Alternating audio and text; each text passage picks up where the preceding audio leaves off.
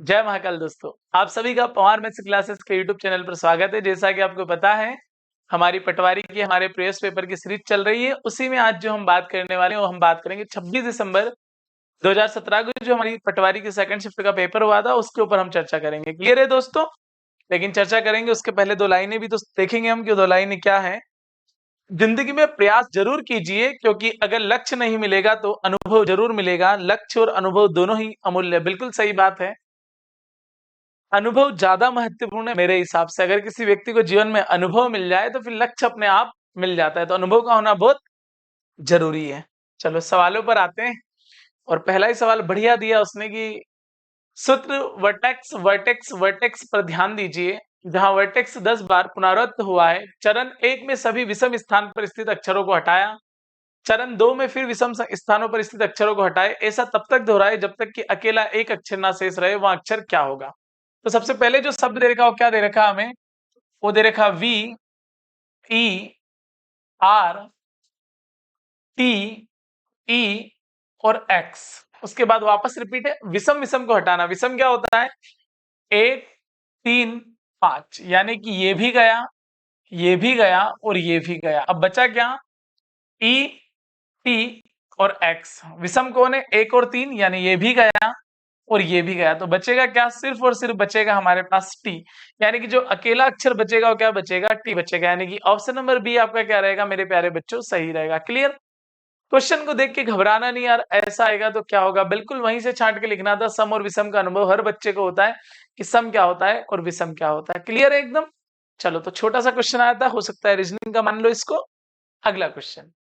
न्यूनतम पदों में लघुकृत भिन्न 21 21 21 21 5 बार है और कितना है? 0 है। और बटे में है 112 121 121 121 211।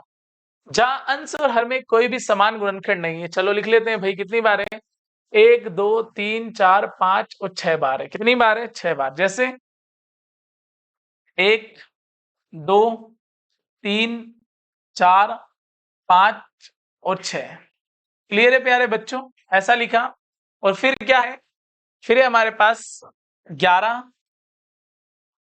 फिर 21, उसके बाद फिर 21, फिर उसके बाद कितनी बार? 21 21 21 और 21। 1 2 3 4 5, 1 2 3 4 5 और कितना है? 1 है। जहां अंश और हर में कोई भी समान गुणनखंड नहीं है। मतलब आपको ये देखना है कि समान गुणनखंड नहीं है। तो मैं तो ये बोल रहा हूं 3 7 21, फिर भागने जा रहा है जिसकी क्या आ जाएगी? 0। फिर 3 7 21, फिर भागने जाएगा जिसकी 0। फिर 3 7 21, फिर भागने जा रहा है जिसकी 0। फिर 3 7 21, फिर भागने जाएगा जिसकी क्या आ जाएगी? 0। फिर 3 7 कितना आ जाएगा? 21 आ जाएगा। 0 फिर 7 और फिर 0, सब कट जाएंगे। क्लियर? और यहां अगर हम काटने की कोशिश करें तो 1 2 4 5 7 8 10 11 13 14 16 और 18, ये भी 3 से कट जाएगा। यानी अंकों का योग जो भी होता है वो अगर जो भी योग हो रहा हो 3 से अगर डिवाइड होता है तो संख्या 3 से डिवाइड होती है। जैसे इसको 3 से डिवाइड किया तो कितना आ जाएगा? 3 3 9, बचे कितने? 2। 3 7 21, फिर 1, वापस 3 3 9, फिर बचे 3 7 21, फिर बच जाएगा कितना? 1, फिर 3 3 9, फिर 3 7 21, ऐसे बचता जाएगा। और ये कितनी बार आ जाएगा? 37 और 37। 1 2 3 4, तो 1 2 3 4 5। तो यहां भी आप क्या लिख सकते हैं? 37 37 37 37 और क्या आ जाएगा? 37। 1 2 3 4 और 5। क्लियर है मेरे प्यारे बच्चों? अब आप एक बात समझो आराम से। और वो बात कैसी होगी कि ऊपर 70 70 70 सब जगह 70 कॉमन ले ले तो बच क्या जाएगा? 10 10 10 10 बच जाएगा। और नीचे अगर 37 कॉमन ले ले तो क्या बन जाएगा? 10 10 10 बच जाएगा। मतलब आप इसको नॉर्मल ऐसा बोल सकते हो कि दोनों एक दूसरे के गुणनखंड है नहीं। तो आंसर कितना जाएगा? आंसर जाएगा 70 बटे 37। अरे 10 करके आप कर लेंगे तो आंसर जो आपका बनेगा वो कितना बनेगा? 70 बटे 37 बनेगा। मतलब एक तरीके से कुछ नहीं करना, एक तरीके से डिवाइड ही करना है। या तो आप इससे भी आगे डिवाइड करते चले जाओ तो काम आसान हो जाएगा। और अगर आप ऐसा नहीं चाहते तो ये काम बहुत बढ़िया है, आसान भी है। कॉमन लेने वाली प्रक्रिया आप यहाँ पे अपना सकते हैं। चलो और आगे जाते हैं अगले क्वेश्चन की तरफ। अगला है x cube plus 2x square minus 5x minus 6 equal to 0। तो देखो भाई बंदा क्या बोल रहा है? बंदा बोल रहा है x cube plus 2x square minus 5x और माइनस 6 बराबर 0 के लिए x का मान क्या होगा। तो आप बताओ भाई, इनको बाय ऑप्शन ही करेंगे तो बेहतर होगा। तो अगर मैं 0 रखूं तो यहाँ 0, यहाँ 0, यहाँ 0, 6 अकेला बच जाएगा। ये बात बनने वाली है नहीं भाई।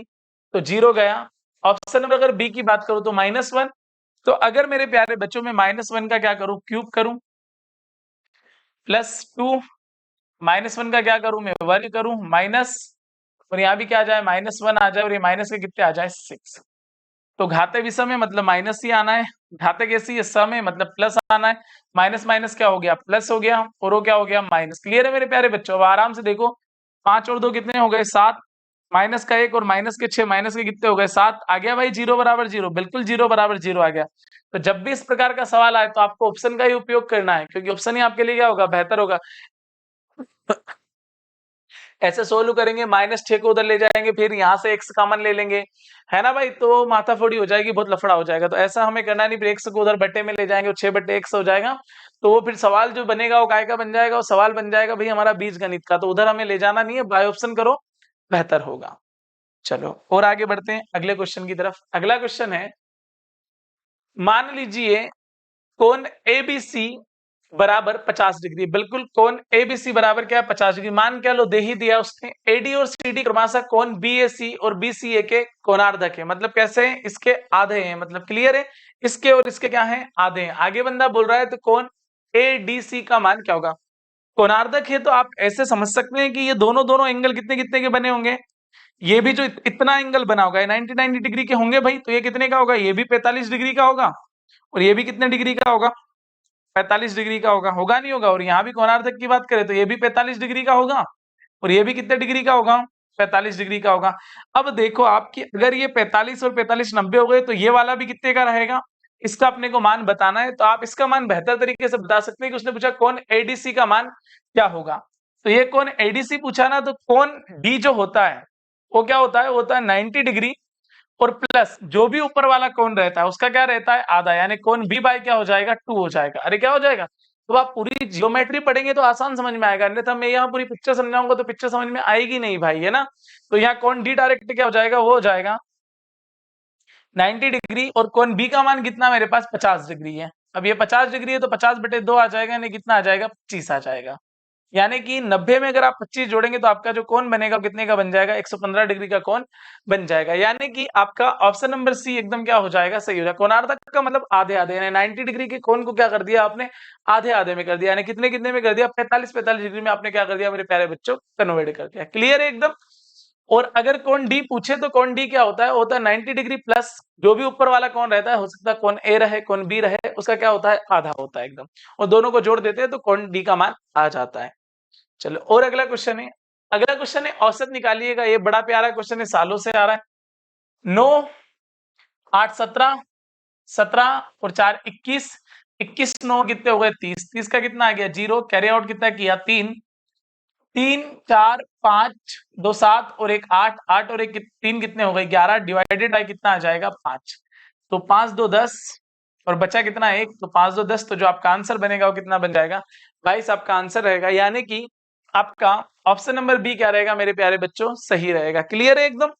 चलो और आगे बढ़ते हैं अगले क्वेश्चन की तरफ। अगला क्वेश्चन है 149 प्लस 3 सही 1/2 माइनस 2 सही 1/2। तो अब आराम से देखो भाई कि 149 प्लस 3 सही 1/2 और माइनस 2 सही 1/2, ये दोनों एक जैसे दिख रहे हैं। 3 में से 2 जाएगा तो 1 आ जाएगा, यानी 149, और प्लस का कितना आ गया, 1, यानी जो आपका आंसर बनेगा वो कितना बन जाएगा, 150। यानी कि ऑप्शन नंबर ए आपका क्या रहेगा, सही रहेगा। एक तो छोटा सा क्वेश्चन दे दिया, ठीक है, लेकिन क्वेश्चन तो क्वेश्चन ही होता है।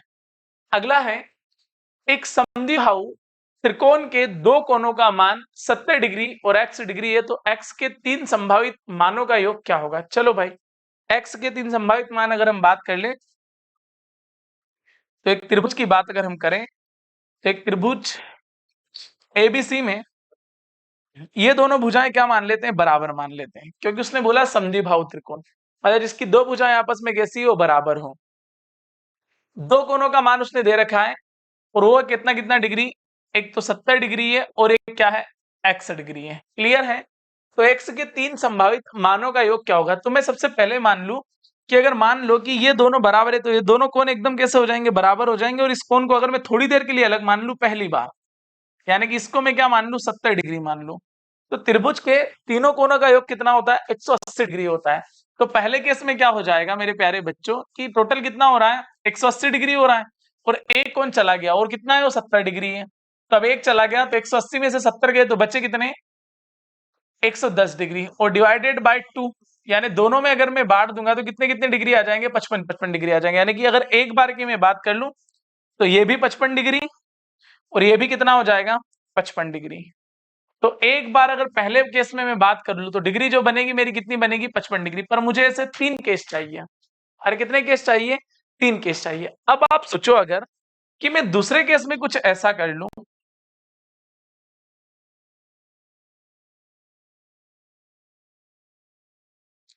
कि मैं यहां पर क्या मान लूं 70 डिग्री मान लूं, तो ये दोनों भुजाएं आपस में बराबर है तो ये भी क्या हो जाएगा 70 डिग्री हो जाएगा। अरे हो जाएगा नहीं हो जाएगा। अब अगर ये 70 डिग्री हो जाएगा तो ये अपने आप कितने डिग्री हो जाएगा, तो ये अपने आप कितना हो जाएगा मेरे भाई 40 डिग्री हो जाएगा। अरे हो जाएगा नहीं हो जाएगा।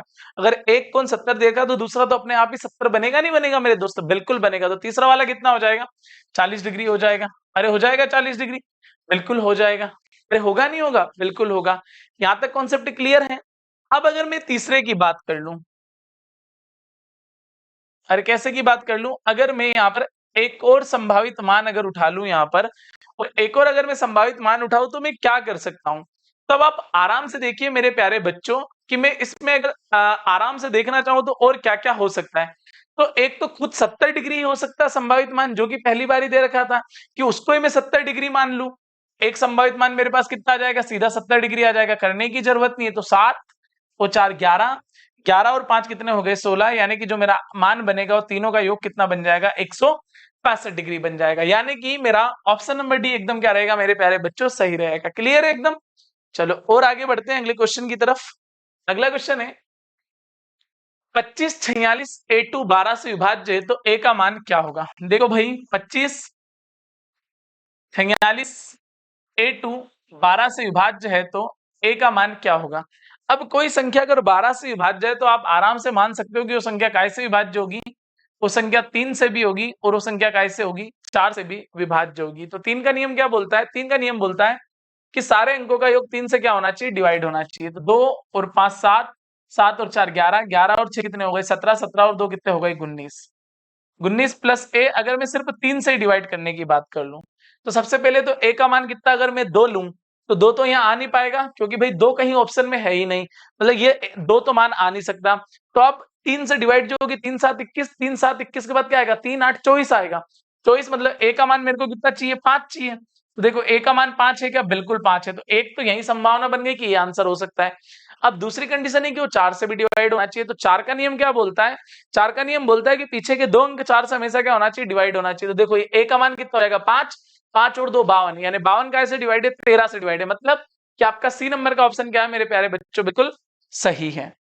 चलो और आगे बढ़ते हैं। अगला, एक वस्तु को उसके क्रय मूल्य से 50% अधिक पर अंकित किया गया, यदि अंकित मूल्य पर 10% की छूट दी जाती तो अब वास्तविक लाभ प्रतिशत क्या होगा।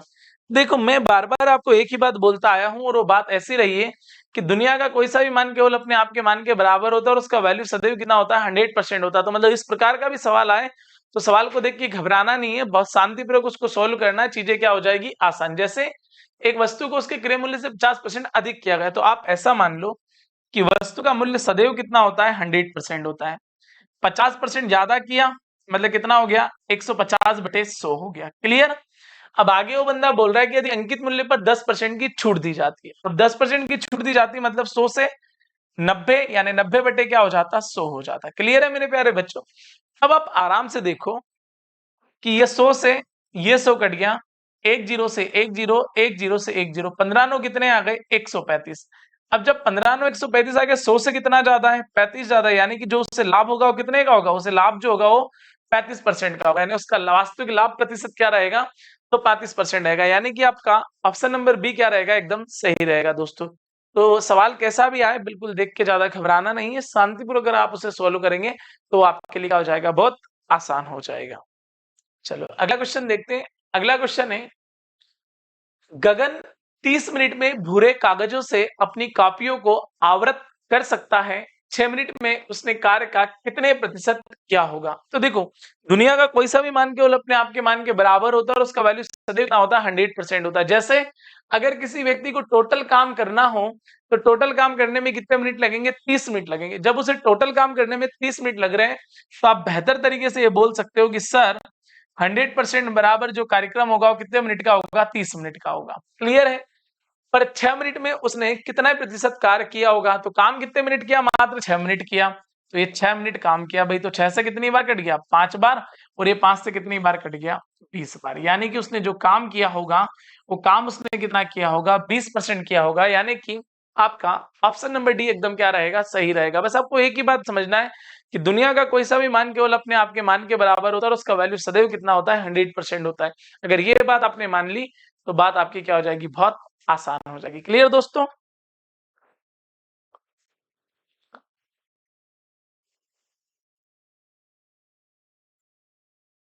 चलो भाई अगले क्वेश्चन पे चलते हैं। अगला क्वेश्चन हमसे क्या बोलना चाह रहा है, बेहतर समझेंगे अगले क्वेश्चन को। अगला क्वेश्चन है, वस्तु के क्रय मूल्य से 50% अधिक पर अंकित किया गया, दुकानदार अंकित मूल्य पर 10% की छूट देता, अंतिम लाभ प्रतिशत क्या होगा? एज इट इज सेम सवाल दे दिया उसने जो कि हमने इससे पहले किया है, लेकिन फिर भी देख लो भाई कि वस्तु का मूल्य कितना रहता है? 100% रहता है। 50% का लाभ मतलब क्या हो गया? 150/100। 10 का डिस्काउंट यानी क्या बोल देंगे आप? 90/100। एकदम सेम सवाल है भैया। 2 जीरो से 2 जीरो, 1 जीरो से 1 जीरो, 1 जीरो से 1 जीरो, 15 9 कितना हो गया? 135। 100 से कितना ज्यादा? 35 ज्यादा। यानी कि ऑप्शन नंबर ए आपका क्या रहेगा मेरे प्यारे बच्चों? सही रहेगा। क्लियर है? सेम सवाल था। चलो अगला, दो सिक्कों को एक बार उछाला गया, दोनों के शिखर आने की प्रायिकता क्या होगी? देखो भैया, शिखर का मतलब होता है कि हेड। अब दो सिक्के को अगर उछाला गया तो कुल संभावना क्या हो सकती है? कुल संभावना हो सकती है हेड टेल हो सकता है, या क्या हो सकता है? टेल हेड हो सकता है, या क्या हो सकता है? हेड हेड हो सकता है, या क्या हो सकता है? टेल टेल हो सकता है। इससे ज्यादा संभावना नहीं हो सकती ना भाई कि अगर आप दो सिक्कों को एक बार उछाल रहे हैं तो दोनों के शिखर आने की प्रायिकता क्या होगी? तो जब आप दो सिक्के उछालते हैं तो ज्यादा से ज्यादा जो प्रायिकता आएगी वो कितनी बनेगी? 4 बनेगी। और वो क्या हो सकती है? या तो हेड टेल आ सकता है, या टेल हेड आ सकता है, या हेड हेड आ सकता है, या क्या आ सकता है? टेल टेल आ सकता है।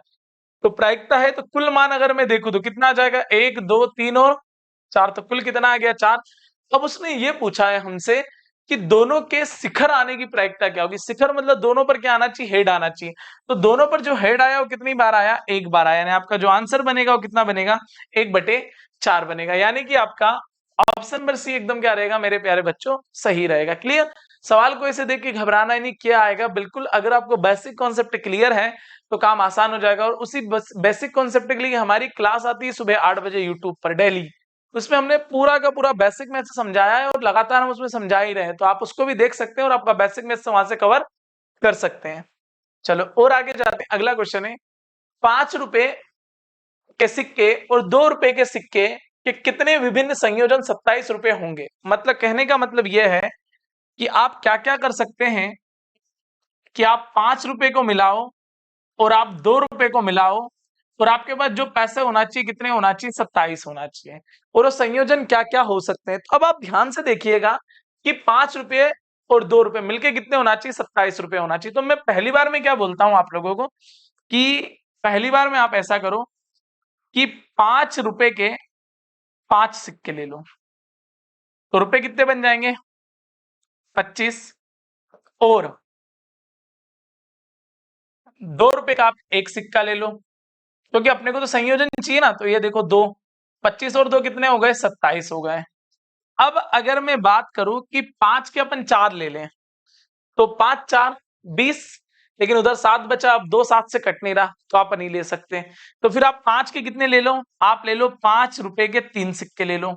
ले लिए? तो ये कितने बन गए? 15। और प्लस आप क्या करो कि 2 रुपए के कितने ले लो? 6। तो 6 तो कितने हो जाएंगे? 12। तो 15 और 12 कितने हो गए? 27। एक ये भी संयोजन। मतलब मुझे समझ में आ रहा है कि विषम विषम का कार्यक्रम सेट है। यानी 5 3, अगला आपके पास क्या बनेगा? एक बनेगा। यानी 5 रुपए के कितने सिक्के ले लो? आप एक सिक्के ले लो और प्लस ₹2 के आप कितने ले सकते हैं? 11 सिक्के ले सकते हैं। तो ये कितना हो जाएगा? 5 और 11 2 कितना हो जाएगा? 22 यानी टोटल कितने हो गए? 27। संयोजन कितना बना? संयोजन नंबर 1, संयोजन नंबर 2 और संयोजन नंबर कितने बन गए? 3 बन गए। मतलब आप कितने संयोजन बना सकते हैं? तो आप बेहतर तरीके से 3 संयोजन बना सकते हैं, यानी कि जो आपका आंसर आएगा वो कितना आएगा? सी वाला आएगा। ऐसे क्वेश्चन लॉजिकल होते हैं, इनको आपको वैसे ही करना है कि क्या-क्या हो सकता है। तो जब आप करेंगे तो बेहतर तरीके से समझ में आएगा। जैसे मुझे यहाँ 5 के बाद 3, तो मुझे पता चल गया कि अब तो विषम ही होने वाला है। तो 5, 3 और 1 यानी जो संयोजन बनेंगे वो कितने संयोजन बनेंगे? आपके यहाँ युग्म बनेंगे, वो 3 युग्म आपके इस आंसर के बनेंगे दोस्तों। यानी कि ऑप्शन नंबर सी आपका क्या रहेगा? एकदम सही रहेगा। चलो और आगे बढ़ते हैं अगले क्वेश्चन की तरफ। अगला क्वेश्चन है 6 प्लस अंडर रूट 27 एवं 6 माइनस अंडर रूट 27 के लिए मध्यानुपाती क्या होगा? तो थोड़ा सा आप यहाँ बेहतर तरीके से समझे, जैसे कि A अनुपात B समानुपात B अनुपात C, इस प्रकार से अगर कोई रहता है तो सबसे पहले हम जो बोलते हैं वो A को क्या बोलते हैं? A को हम बोलते हैं प्रथम समानुपाती। क्या बोलते हैं? अरे A को बोलते हैं प्रथम समानुपाती, और B को क्या बोलते हैं? हम B को बोलते हैं मध्यानुपाती या मध्य समानुपाती, यानी क्या बोलते हैं? मध्यानुपाती। और मेरे प्यारे बच्चों C को हम क्या बोलते हैं? C को हम बोलते हैं तृतीय समानुपाती। अरे क्या बोलते हैं? तृतीय समानुपाती। क्लियर है एकदम? तो इसको थोड़ा सा बेहतर तरीके से समझे, कुछ भी रटना नहीं, थोड़ा सा आप सीख ले। जैसे इसको हम क्या लिख सकते हैं? इसको हम लिख सकते हैं A बटे B और बराबर में क्या? B बटे C। अगर मेरे प्यारे बच्चे में यहाँ बात करूं कि मुझे A का मान चाहिए, पहले नंबर पे A का मान चाहिए, तो मैं A को यहीं रहने दूंगा और B का गुना B में करूंगा तो क्या आ जाएगा? B स्क्वायर, और बटे में क्या आ जाएगा? C। अब अगर मैं आपसे दूसरे नंबर पे बोलूं कि भाई मुझे B का मान चाहिए, तो A इंटू सी कर दूंगा और बराबर में क्या कर दूंगा? B स्क्वायर, यानी B स्क्वायर बराबर A इंटू क्या हो जाएगा? C हो जाएगा, यानी AC हो जाएगा। या आप इसको ऐसा बोल सकते हैं कि सर B बराबर क्या आ जाएगा? B बराबर आ जाएगा अंडर रूट का AC। ये मध्य समानुपाती आ जाएगा। उसके बाद अगर मैं बात करूं तृतीय समानुपाती यानी C, तो मेरे प्यारे बच्चे B को ऊपर ही रहने दो और A को कहां लेके आ जाओ? नीचे लेके आ जाओ। तो आप तीनों के मान बेहतर तरीके से ज्ञात कर सकते हैं। अगर वो आपसे पूछे कि प्रथम समानुपाती क्या होगा, तो आप बेहतर बोल देंगे कि सर A बराबर B स्क्वायर बाय क्या हो जाएगा? C। अगर वो पूछे आपसे मध्य समानुपाती, तो हो जाएगा B स्क्वायर बराबर कितना? AC, यानी या फिर आप बोल सकते हो B बराबर अंडर रूट के अंदर AC। और अगर वो आपसे पूछे कि भैया तृतीय समानुपाती क्या होगा, तो आप बता सकते हैं कि C बराबर क्या होगा? B स्क्वायर बाय A होगा। क्लियर है मेरे प्यारे बच्चों? ऐसा आप मान सकते हैं। क्लियर? तो अभी हमें क्या चाहिए? हमें चाहिए मध्यानुपाती यानी B बराबर अंडर रूट के AC। क्लियर? चलो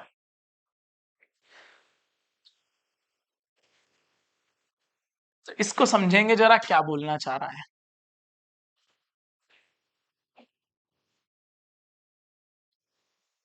तो उसका मध्यानुपाती चाहिए, मतलब B बराबर हम बोल सकते हैं कि वो अंडर रूट का क्या है मेरे प्यारे बच्चों? AC है। मतलब A और C का गुना आपको चाहिए और वो भी अंडर रूट के साथ चाहिए। तो ये क्या बन जाएगा हमारा? A और ये क्या बन जाएगा? C। तो ये कितना हो जाएगा? 6 प्लस अंडर रूट 27, और ये क्या हो जाएगा? ये हो जाएगा 6 माइनस अंडर रूट 27।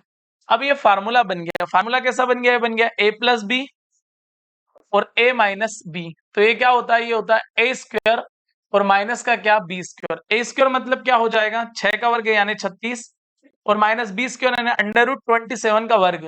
तो अंडर रूट 27 का वर्ग अगर मैं करूंगा मेरे प्यारे बच्चों, तो वो कितना आएगा? 27 ही आएगा। तो ये कितना हो गया? 27। 36 में से 27 गए तो कितने बचे? 9। पर ये 9 कैसे आएंगे? अंडर रूट के अंदर आएंगे, यानी B बराबर क्या आ जाएगा मेरे प्यारे बच्चों? अंडर रूट के 9 आ जाएंगे। तो B बराबर जो मेरा आंसर आएगा वो कितना आ जाएगा? 3 आ जाएगा। यानी कि आपका ऑप्शन नंबर ए क्या रहेगा मेरे प्यारे बच्चों? बिल्कुल सही रहेगा। क्लियर है यहां तक? कोई संशय नहीं होगा इस बात में? चलो और आगे बढ़ते हैं, अगले क्वेश्चन की तरफ जाते हैं। अगला क्वेश्चन क्या है? अगला क्वेश्चन, यदि दो संख्याओं का HCF 2 है और LCM 70 है। देखो भाई बंदा क्या बोल रहा है कि HCF कितना है? HCF 2 है, सॉरी, अरे HCF कितना है? 2 है।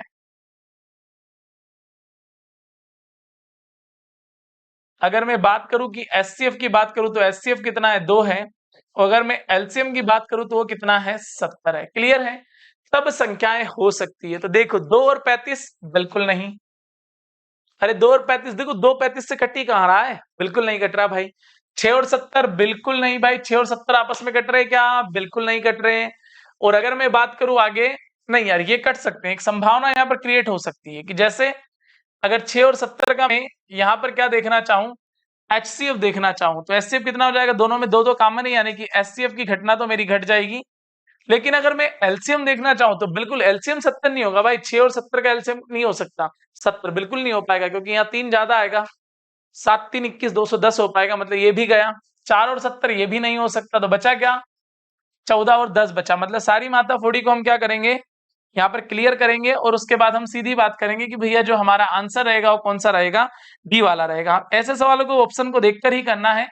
तो ऑप्शन नंबर डी हमारा क्या है, एकदम सही है, क्योंकि वो दोनों ही बातों को पूरी कर रहा है। जैसे अगर मैं पहले नंबर पे आपसे बोलूं कि 14 व 10 का एचसीएफ, तो आप बहुत आराम से बोल सकते हैं कि सर 14 और 10 का एचसीएफ कितना आ जाएगा, तो 2 आ जाएगा, बिल्कुल आ जाएगा। देखो दो दोनों में कॉमन है। उसके बाद अगर मैं इनका एलसीएम लूं कि 14 और 10 का एलसीएम क्या होगा, तो मेरे प्यारे बच्चों 2 से डिवाइड करो, 2 से 7 बार, और 2 से कितनी बार, 5 बार, 5 7 35, और 35 2 कितने, 70। यानी कि ऑप्शन नंबर डी हमारी दोनों ही चीजों को क्या करना है, पूर्ण रूप से संतुष्ट कर रहा है। यानी कि हमारा जो आंसर होगा वो कितना होगा मेरे प्यारे बच्चों, 14 और 10 होगा। क्लियर है? चलो और आगे बढ़ते हैं अगले क्वेश्चन की तरफ। 363 में से क्या घटाया जाना चाहिए कि उत्तर एक पूर्ण वर्ग हो। देखो 363 में से क्या घटाया जाए कि उत्तर एक क्या हो, पूर्ण वर्ग हो, मतलब उसको एक्स स्क्वायर नहीं वाई स्क्वायर मान लो। क्या मान लो, वाई स्क्वायर मान लो। तो अब ऐसे कोई समीकरण तो हम सॉल्व करेंगे नहीं मेरे भाई, बस सिंपल ये बात है कि अपने को देखना है कि 363 में से क्या घटाएं कि पूर्ण वर्ग बन जाए। तो देखो 363 के पास पूर्ण वर्ग क्या है, तो 361, वो काय का वर्ग है मेरे प्यारे बच्चे, 19 का वर्ग है। अरे 19 का वर्ग क्या है, उसका आंसर है भैया 361। तो 363 और 361 में अंतर कितने का, 2 का है। मतलब आपको क्या घटाना पड़ेगा, 2 घटाना पड़ेगा, तो आपका आंसर एक पूर्ण वर्ग बन जाएगा। क्लियर है यहां तक? चलो और आगे बढ़ते हैं, अगले क्वेश्चन की तरफ जाते हैं। अगला क्वेश्चन क्या है, तो अगला क्वेश्चन है 4 अंकों की वहां न्यूनतम पूर्ण संख्या जो कि एक पूर्ण वर्ग हो। तो देखो भैया, अगर मैं 4 अंकों की छोटी से छोटी संख्या की बात करूं तो वो कितनी आ जाएगी, 1000 आ जाएगी। अब उससे हमें बड़ी चाहिए, वो भी पूर्ण वर्ग चाहिए, तो ये पूर्ण वर्ग नहीं है, ये भी पूर्ण वर्ग नहीं है, ये भी पूर्ण वर्ग नहीं है, तो पूर्ण वर्ग एकमात्र और कितनी, 1024। अब आप सोच रहे होंगे सर ने डायरेक्ट, तो भाई देखो यहां तक आपको वर्ग आने चाहिए। जैसे 1 का वर्ग है 1, 2 का 4, 3 का 9, 4 का 16, 5 का 25, समझ में आ रहा नहीं आ रहा, 6 36 7 49 8 64 9 81, ऐसे 25 का 625, 26 का 676, 27 का 729 है ना, 28 का 784, 29 का कितना 841, ऐसे आपको आना चाहिए। क्लियर है एकदम? तो ये जो बनेगा 1024 काय का वर्ग है, ये 32 का वर्ग है। काय का वर्ग है मेरे प्यारे बच्चे, 32 का वर्ग है, यानी 32 का वर्ग क्या बनेगा, 1024। तो ये छोटे छोटे तो आपको याद होना चाहिए, और अगर आपको नहीं याद है तो फिर आप बढ़िया तरीके से ऐसे भाग विधि करके करिएगा, तो आपका आंसर बेहतर हो जाएगा। जिसके सारे सारे पेयर बन जाए उसका काम क्या हो जाएगा, एकदम आसान हो जाएगा। ऑप्शन नंबर डी आपका क्या रहेगा, सही रहेगा। चलो और आगे जाते हैं। निम्न में से कौन सी एक अभाज्य संख्या, अभाज्य संख्या मतलब जो किसी से ना कटे। देखो भाई ये तो 5 से कट रही है, इसके पीछे क्योंकि 5 है। ये 11 से कट रही, 11 11 119। ये कितने 3 से कट जाएगी, 3 4 और 1, मतलब एकमात्र 107 ही ऐसी संख्या जो किसी से नहीं कटेगी। मतलब अभाज्य संख्या कितनी हो जाएगी, 107 हो जाएगी। क्लियर है एकदम? बिल्कुल घबराना नहीं, भी बता के देख के बताना क्या हो सकता है, क्या हो सकता है। इसका जवाब तो खुद ही दे सकते हैं, और कोई दे नहीं सकता इसका जवाब। चलो और आगे जाते हैं।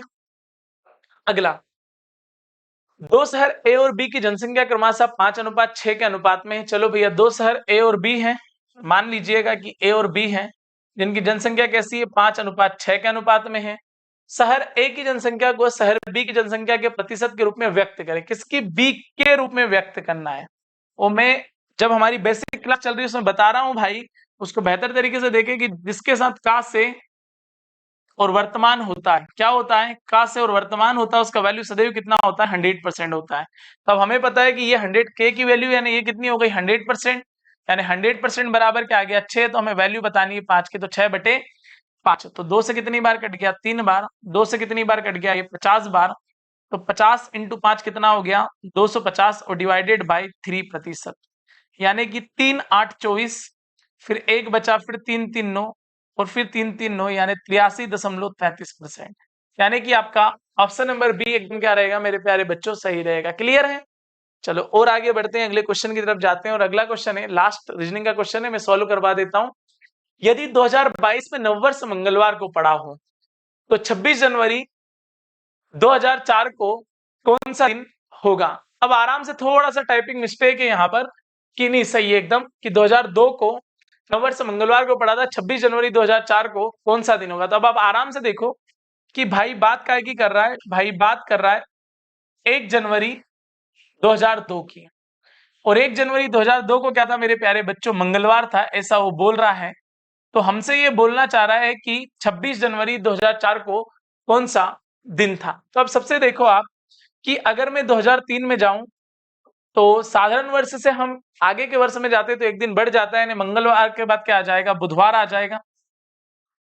और अगर मैं 2004 में जाऊं तो बुधवार के बाद क्या आ जाएगा, गुरुवार आ जाएगा। अरे क्या आ जाएगा, गुरुवार आ जाएगा। क्लियर है। और ये बात कब की है, ये है 1 जनवरी 2004 की बात है, लेकिन हमें क्या चाहिए, हमें चाहिए 26 जनवरी 2004। तो अब आप आराम से देखें कि हमें 26 जनवरी चाहिए, तो भैया एक समय जाना है 26 पे, यानी बीच में दिन कितने पड़ रहे हैं हमारे 25। तो हर 7 दिन के बाद एक दिन क्या होता है, रिपीट हो रहा है। तो हम साथ में क्या कर देते हैं, 7 से इसका भाग दे देते हैं, या ऐसा भी कर सकते हैं हम कि भाई इसमें 21 जोड़ दें तो भी ज्यादा बेहतर होगा। चलो हम 21 ही जोड़ देते हैं। जैसे हमने इसमें 21 जोड़ा तो ये कितना आ गया, 22, यानी 22 तारीख को भी क्या रहेगा, गुरुवार ही रहेगा। जब 22 तारीख को गुरुवार रहेगा तो 23, 24, 25 और 26, यानी शुक्रवार, शनिवार, रविवार और सोमवार, यानी कि 26 जो जनवरी 2004 को हमारा वार क्या आएगा, शुक्रवार, शनिवार, सॉरी गुरुवार के बाद शुक्रवार, शनिवार, रविवार, सोमवार, यानी कि हमारा ऑप्शन नंबर ए क्या हो जाएगा मेरे प्यारे बच्चों, सही हो जाएगा। क्लियर है। मैं आशा करता हूं कि आपको समझ में आया होगा, और हमारी मुलाकात होती जल्द ही अगले वीडियो में। तब तक के लिए जय हिंद, जय भारत।